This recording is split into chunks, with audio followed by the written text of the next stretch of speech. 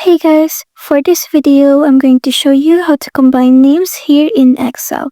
So first you're going to click on a cell, then you're going to input an equal symbol, then you're going to use the formula concatenate, and then a open parenthesis, and then you're just going to click on the cell of the first name, then put a comma, then double quote, click on space, double quote again, comma.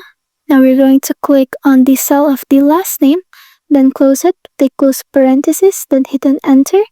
Now your name is combined, but if you want the name format to have a comma in it, you're going to use the same formula, but this time you're going to click on the last name first, then you're going to put a comma here, then a double quote, another comma, space, a double quote again.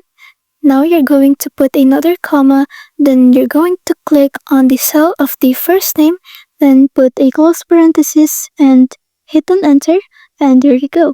Thanks for watching.